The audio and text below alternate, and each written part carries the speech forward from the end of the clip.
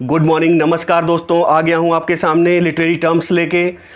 Exams बहुत नज़दीक हैं, कुछ भी ज़्यादा मैं फालतू का नहीं बोलूँगा। ये शुरू करते हैं। Question number 1, the name of someone else assumed by the author of a work is. क्या कहा जाएगा अगर the name of someone else assumed, ध्यान रखिएगा समवन एल्स पे जोर दीजिएगा। अगर किसी और का नाम अज्यूम करके, assumed by the author of a work, किसी लेखक द्वारा किसी और के नाम से कोई रचना जब पब्लिश की जाती है तो उसे क्या कहते हैं? उसे क्या कहते हैं दोस्तों? एलोनिम बोलते हैं। ध्यान में रखिएगा, अपना ही नाम जब रख के पेन नेम होता है, ध्यान रखिएगा, अपना ही नाम बदल के जब खुद का नाम बदला जाता है, अपना ही दूसरा नाम रखा जाता है, वो पेन नेम होता है। जैसे जॉन गाल्सवर्दी का आप जानते हैं जॉन सिंजन था, लेकिन यहाँ पे किसी दूसरे के नाम से रचना की जा रही है तो वो एलोनिम हो जाएगा। Question number 2, reference to characters and events of mythology means. Mythology के जो कैरेक्टर्स हैं, जो इवेंट्स हैं उनका, जैसे आप किसी से कहो कि नहीं मैं आपसे वाटरलू में मिलूंगा, या किसी से कहो कि अरे वो तो बिल्कुल, किसी के बारे में बोलो वो तो उस एरिया का बिल्कुल राम है, तो आप कम शब्दों में जब अपनी बात को रखना चाहते हो तब आप अलूजन का यूज करते हो, और ऐसे रेफरेंस को अलूसिव रेफरेंस बोलते हैं। Next question, standing by itself is known as ampersand. ध्यान में रखिएगा क्या बोला जाएगा? Ampersand. Next question, Alexandrine means 12 syllable iambic line used in old French poems।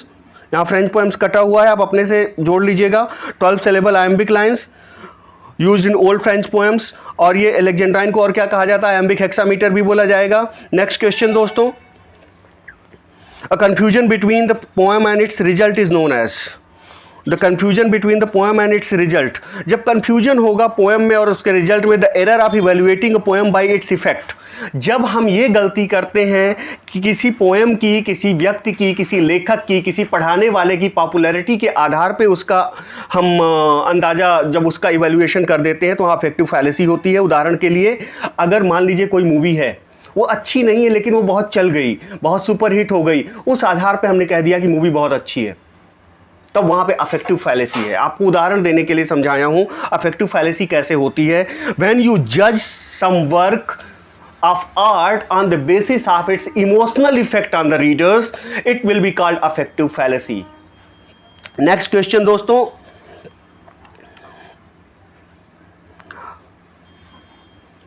a phrase of or a statement yielding sense in more than one way is known as। a phrase or a statement yielding sense in more than one way, क्या कहा जाएगा? जब एक से ज्यादा अर्थ देगा तब उसे क्या कहा जाएगा? बताएं।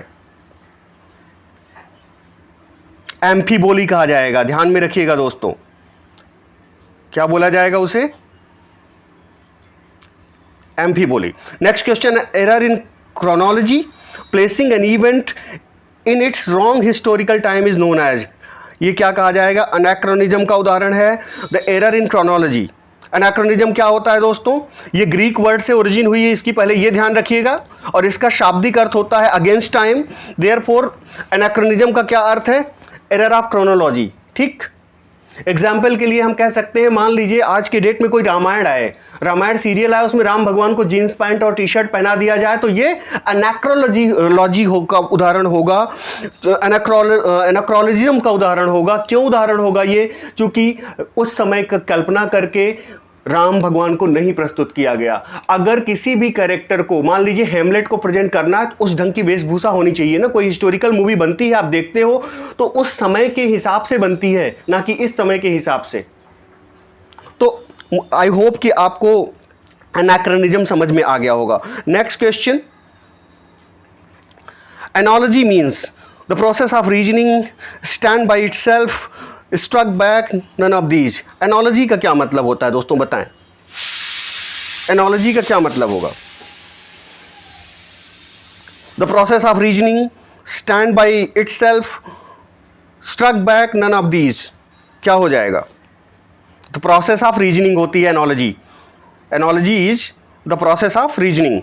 A new word formed by reversing its letters is known as। एक नया शब्द बनता है जब उसके लेटर्स को रिवर्स कर देने पे, तो उसे क्या कहा जाता है?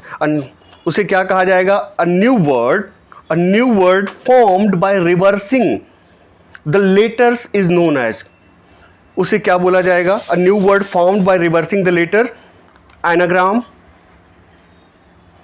नेक्स्ट क्वेश्चन दोस्तों, discovery and reversal of fortune is known as. बहुत आसान क्वेश्चंस हैं, आपके रेपिटेशन के लिए हैं, आपके सुबह का नाश्ता है। एक स्टूडेंट के लिए सुबह का नाश्ता क्या हो सकता है इससे अच्छा? Discovery and reversal of fortune is known as, क्या कहा जाएगा? इनॉग्रेसिस कहा जाएगा, एनाग्राम कहा जाएगा, अफेक्टिव कहा जाएगा, एलोनिम कहा जाएगा। ये एनाग्रेसिस हो जाएगा, वो पॉइंट जहां पे बिल्कुल भाग्य बदल जाता है हीरो का। Discovery of and reversal of fortune is known as anagnorisis. Anagnorisis ध्यान में रखिएगा। A kind of repetition in which the last word or sentence are repeated is known as.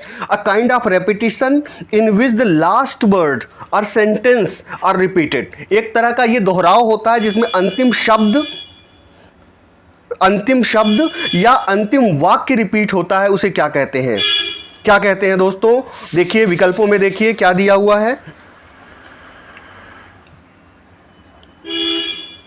A kind of repetition in which the last word or sentence are repeated is known as, क्या बोला जाएगा?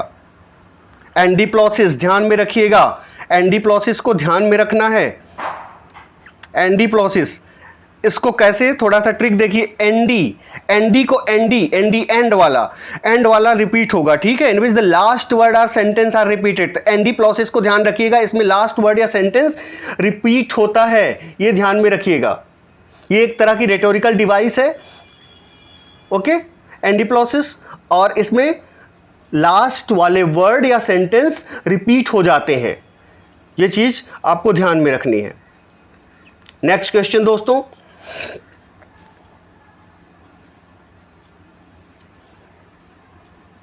a description of one thing under the guise of another suggestively similar means।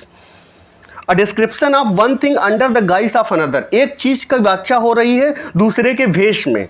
suggestively similar means, ये क्या हो जाएगा? description of one thing under the guise of another suggestively similar means, एगन, बेलस, ओबेड, एलिगोरी। बताएं,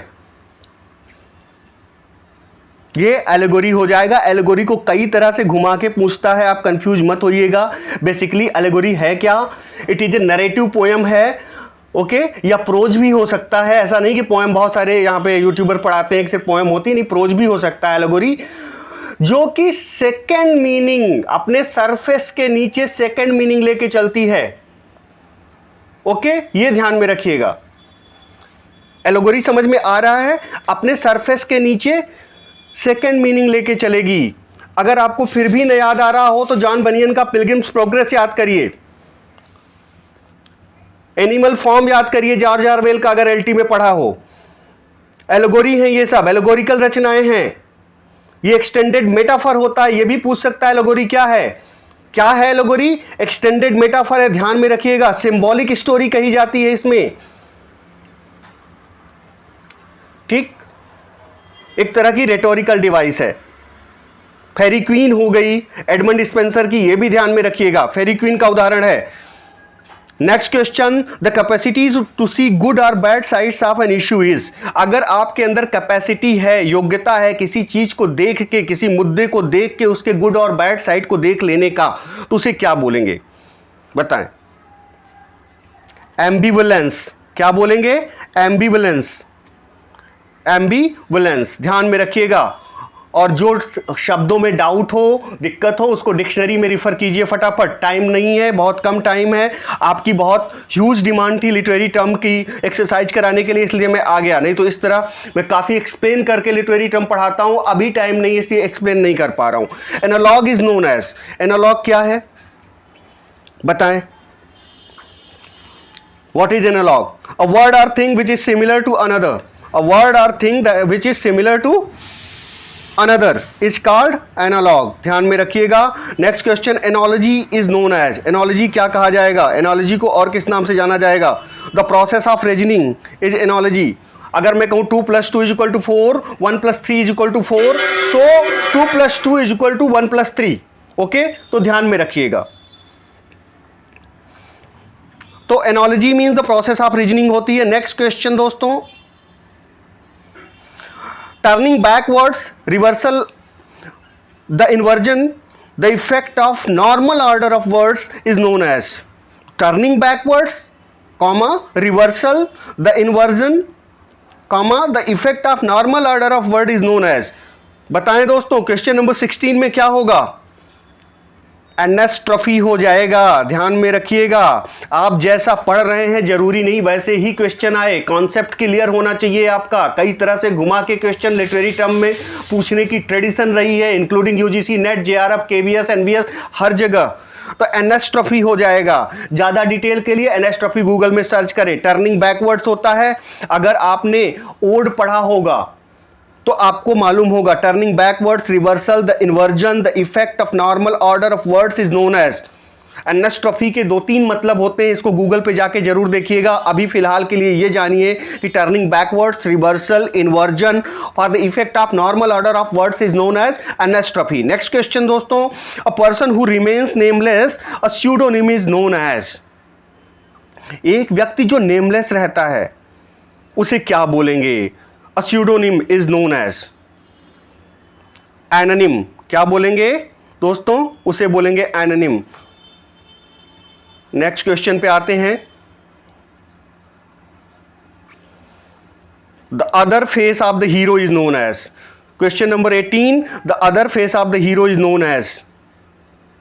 एक जो हीरो का दूसरा चेहरा होता है वो क्या हो जाएगा? Anti hero. एंटी हीरो पे क्वेश्चन आते हैं। एंटी हीरो दरअसल दोस्तों होता क्या है बताएं? The other face of the hero is known as anti hero. क्या कहा जाएगा? एंटी हीरो कहा जाएगा। ये एक प्रोटैगनिस्ट ये भी होता है, एक प्रोटैगनिस्ट होता है। और ये क्या होगा? Anti hero. और क्या होगा? ये ट्रेडिशनल हीरो से बिल्कुल अलग होता है। मैं आपको बता दूं, जैसे ट्रेडिशनल हीरो को बहुत वीर दिखाया जाएगा, ब्रेव दिखाया जाएगा सबको, जैसे हिंदी मूवीज में दिखता है, आप देखते होंगे। एक हीरो है 10-10, 15-15, 20-20, 25-25, और साउथ इंडियन की तो बात ही मत कीजिए। तो ये ट्रेडिशनल हीरो हो गया, जिसमें कि बिल्कुल गोली चली, रजनीकांत ने कुछ फेंका, गोली उससे टकरा गई। तो ये ट्रेडिशनल हीरो की विशेषताएं हैं। लेकिन जो एक एंटी हीरो होगा वो बहुत थोड़ा रियलिस्टिक टाइप होता है। Instead of being courageous and determined, anti hero might be timid, डरपोक हो सकता है, हाइपर सेंसिटिव हो सकता है, इनडिसाइसिव हो सकता है, to the point of paralysis. कहने का मतलब थोड़ा रियलिस्टिक दिखाया जाता है कि कोई भी व्यक्ति जो किसी कहानी, नाटक का पात्र है उसमें कमियां भी हो सकती हैं। ओके, एंटी हीरो का सबसे फेमस एग्जाम्पल है टी.एस. इलियट का love song of J. Alfred Prufrock. Okay, ये ध्यान में रखिएगा। Love song of J. Alfred Prufrock is the burning example of anti hero. ध्यान में रखिएगा। Anything sounding in response means, anything sounding in response, question number 19, anything sounding in response mean antiphon. Okay, antiphon. Next question दोस्तों, the arrangement of words of emphasis to contrast means, the arrangement of words of emphasis to contrast मतलब विरोधाभास दिखाने के लिए ऐसा words को मतलब arrange किया जाता है एम्फेसिस देने के लिए, विरोधाभास दिखाने के लिए। उसे क्या कहा जाएगा? Epilogue, antithesis, axiom, anonymous. क्या बोला जाएगा दोस्तों? क्वेश्चन नंबर 20, ये एंटीथेसिस हो जाएगा दोस्तों। एंटीथेसिस को और अच्छे से आप देख लीजिएगा, प्रॉब्लम हो तुरंत गूगल पे सर्च कीजिए। The arrangement of words of emphasis, जो एम्फेसिस वाले वर्ड्स हैं उनको अरेंज करना है ऑफ कंट्रास्ट, कंट्रास्ट के फॉर्म में। ठीक है, तो ये एंटीथेसिस हो जाएगा। क्या हो जाएगा? एंटीथेसिस। ध्यान में रखिएगा। नेक्स्ट क्वेश्चन दोस्तों, the next question is a figure of speech in which the proper name is used to express a general idea is known as। A figure of speech in which a proper name is used to express a general idea is known as। ये कौन सी figure of speech हो जाएगी दोस्तों? ये कौन सी figure of speech है बताएं? ये हो जाएगी एंटोनोमेजिया। एंटोनोमेजिया हो जाएगी जहां पे proper name is use to express a general idea. Antonomasia की ये खासियत है, substitution of proper name for a phrase or vice versa. ये होता है एंटोनोमेजिया। और rhetoric, in rhetoric antonomasia is a kind of metonymy okay, या a kind of in which epithet or phrase takes place of proper name such as a little corporeal for Napoleon. Little corporeal Napoleon के लिए use किया जाता है, आप जानते हैं. The board William Shakespeare के लिए यूज किया जाता है. ये सब किसके एग्जाम्पल हैं? एंटोनोमेजिया के उदाहरण हैं. ये एक तरह का फिगर ऑफ स्पीच होता है, ओके, जहां पे प्रॉपर नाउन को कॉमन नाउन की तरह यूज किया जाता है. नेक्स्ट क्वेश्चन दोस्तों,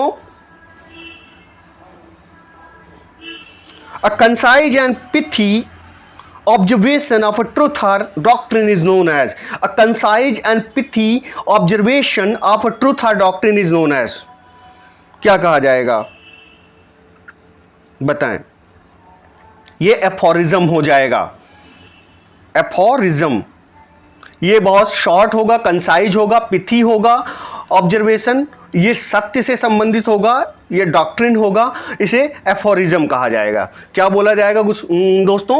एफोरिज्म. ओके, ये ध्यान में रखिएगा. Next question,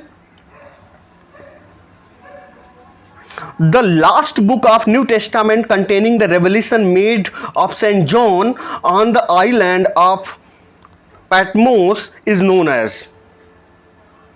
Question number 23. The last book of New Testament containing the revelation made by Saint John on island of Patmos is known as. 23 का क्या होगा?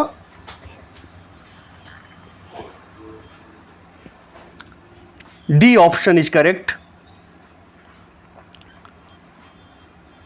Apocalypse.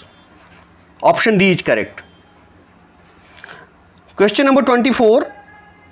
A short allegorical tale intended to convey a moral is known as. ये allegorical tale है और ये कोई ना कोई moral story, moral message send कर किया जाता है. इसे क्या बोला जाएगा? बताएं. ये एपोलॉग हो जाएगा दोस्तों. क्या होगा? एपोलॉग होगा.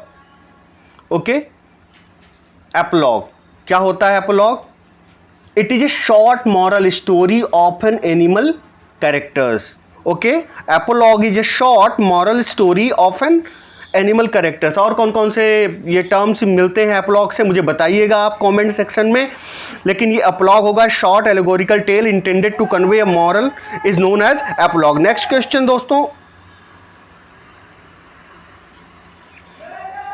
a rhetorical device which consists of a sudden break in speech leaving the sentence unfinished is known as. A rhetorical device which is consists of a sudden break in speech leaving the sentence unfinished is known as.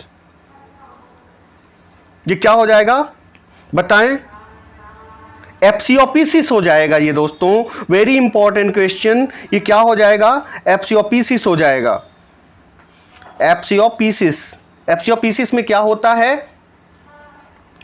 ये rhetorical device होती है which consist of a sudden break. एकाएक speech नहीं बोली जाती पूरी.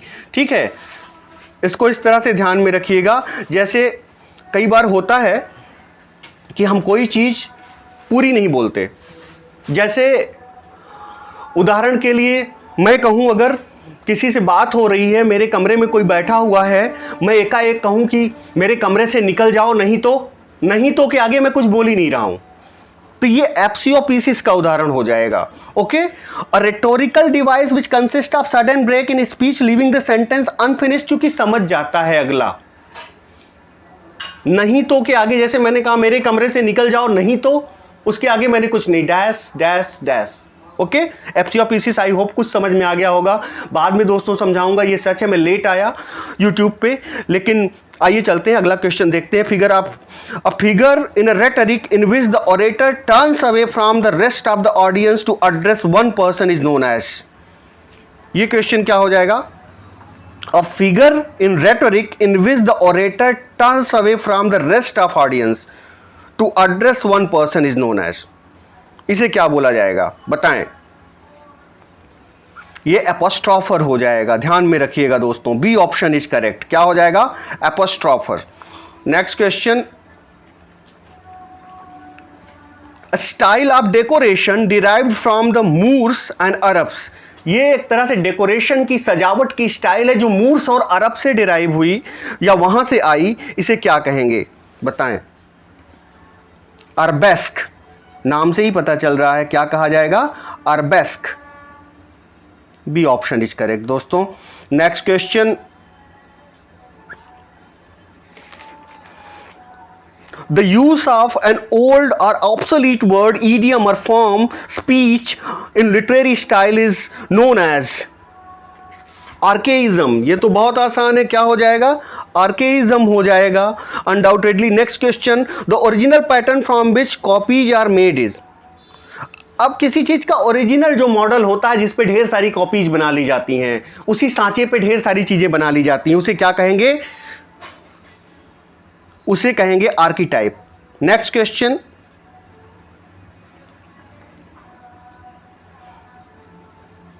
अ product of human workmanship is known as.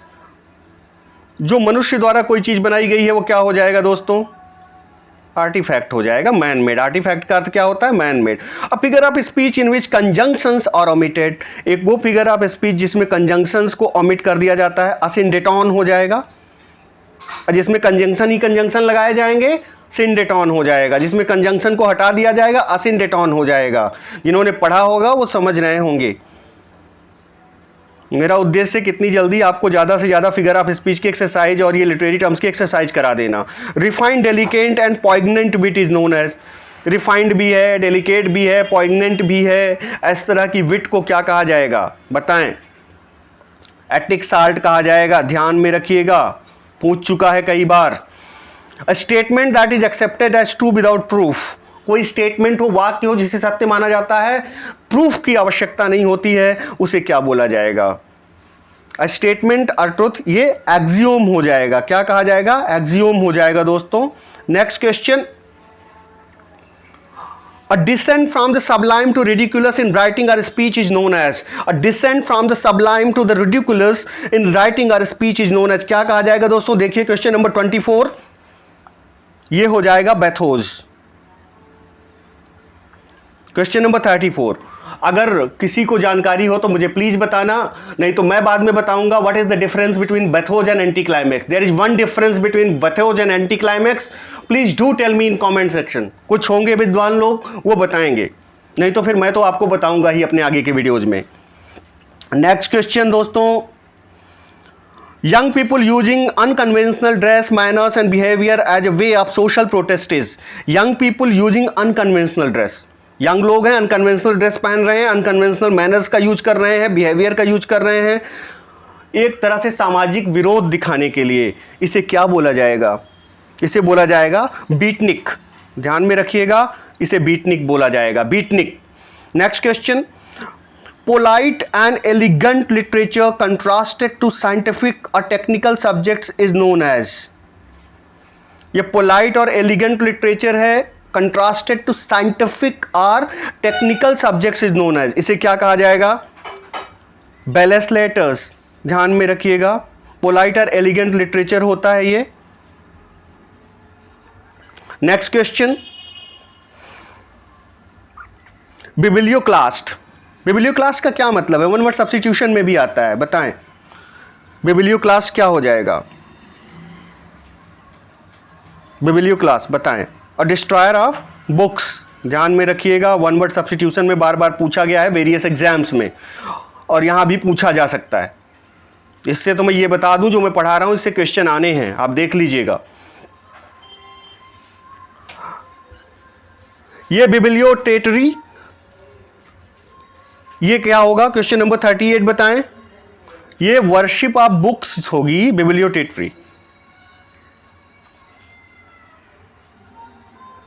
Worship of books. Next question,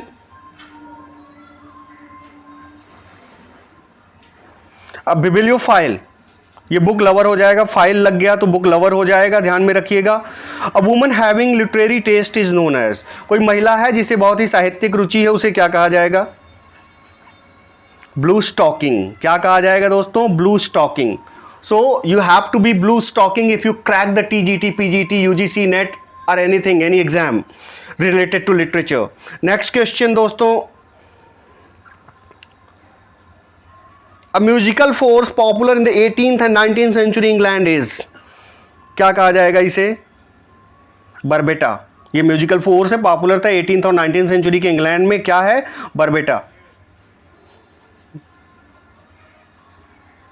next question दोस्तों, a thick soled boot worn as a symbol in tragedies is known as, a thick soled boot, एक जूता है, boot है, बहुत thick soul का है, हाँ, वो पहना जाता है एज ए सिंबल ट्रेजेडीज में। किस चीज़ के एज ए सिंबल पहना जाता है, उसे क्या कहा जाता है? बताएं। बस्किन बोला जाएगा, ध्यान में रखिएगा, बस्किन। नेक्स्ट क्वेश्चन,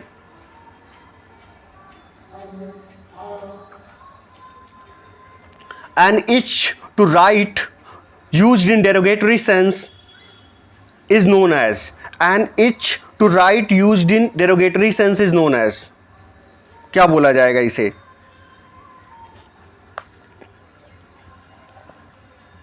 इसे बोला जाएगा कोकोथेस सेरिबेंडल, कोकोथेस सेरिबेंडल, ध्यान में रखिएगा। Next question, any ugly sound is known as, कोई अगली साउंड है तो वो क्या हो जाएगा? कैकोफोनी। नेक्स्ट क्वेश्चन दोस्तों, द रिदम इन पोइट्री और prose produced by stressed and unstressed words, मेरी ट्रिक का यूज कीजिए। स्ट्रेस्ड आएगा फिर अनस्ट्रेस्ड आएगा, उसे क्या कहेंगे? द रिदम जो होता है उसे क्या कहा जाता है? कैडेंस कहा जाएगा। इस तरह के रिदम को क्या बोला जाएगा? कैडेंस। और rhythm in poetry and prose produced by stressed and unstressed words, ये कैडेंस हो जाएगा। Next question, set of writings accepted as genuine work of particular author is known as, एक राइटिंग का एक सेट है, कई राइटिंग्स हैं जिसे किसी राइटर का जेन्युइन वर्क कहा जाता है। जब वो जेन्युइन वर्क होगा तो उसे क्या कहा जाएगा? कैनन। इस सेट ऑफ राइटिंग होता है, राइटिंग्स का समूह होता है, कई रचनाएं होती हैं, उसे क्या बोला जाएगा? कैनन। नेक्स्ट क्वेश्चन दोस्तों, द इनफॉर्मल टॉक, एसे और एन आर्टिकल, अनौपचारिक वार्ता, निबंध या कोई आर्टिकल, उसे क्या बोलेंगे? बताएं। क्वेश्चन नंबर 47, साजुरी, क्या बोलेंगे उसे? साजुरी। Option C is correct. Next question, exaggerated is related to, किससे रिलेटेड है? अगर किसी चीज का एग्जैजरेशन किया जा रहा है तो वो किससे रिलेटेड है? शोविनिज्म से। शोविनिज्म क्या होता है? वन वर्ड सब्स्टिट्यूशन में पूछता है, आपको मालूम होना चाहिए, इसलिए मैं यहाँ नहीं बता रहा हूं। आप मुझे बताइएगा शोविनिज्म क्या होता है, किस तरह के राष्ट्र प्रेम, किस तरह की विचारधारा से संबंधित होता है। Next question, the effect of light and shade in nature, the use of contrast in music and literature is, question number 49, the effect of light and shade in nature, the use of contrast in music and literature, क्या कहा जाएगा? कायरोस्क्यूरो, कायरोस्क्यूरो, option C. Next question दोस्तों, adherence to classical principles and taste in literature and art scholarship in Greek and Latin is known as, adherence to classical principles, किसको मानेगा? adherence मतलब मानना, किसी बात पे बने रहना, classical principle को मानेगा। and taste in literature and art scholarship in Greek and Latin is known as, classicism, decadence, diction, couplet, क्या होगा? क्वेश्चन नंबर 50 का आंसर हो जाएगा क्लासिसिज्म, चूंकि क्लासिसिज्म अडियर करता है क्लासिकल प्रिंसिपल को, क्लासिकल टेस्ट को लिटरेचर में। ओके, ये ध्यान में रखिएगा। अभी 50 क्वेश्चन दोस्तों बता रहा हूं, क्योंकि आपके एग्जाम्स बहुत नज़दीक हैं और बहुत ज़्यादा हो जाएगा, ये 150 क्वेश्चन बहुत ज़्यादा हो जाएंगे अभी, इसीलिए मैं 50 बता रहा हूं। अभी कुछ देर बाद 50 क्वेश्चंस मैं आपको और समझा के बता दूंगा। ओके, समझाने का ज़्यादा समय अभी नहीं दे पा रहा हूं क्योंकि एग्जाम्स नज़दीक हैं, सिर्फ आपका ये रिविजन करा रहा हूँ। मैं ये अज्यूम करके चल रहा हूँ कि दोस्तों आपका तैयार है, सिर्फ आपको रिवाइज करना है। ओके, ठीक है दोस्तों, मेरे चैनल को लाइक कीजिएगा, शेयर कीजिएगा, सब्सक्राइब कीजिएगा, फिर मिलते हैं।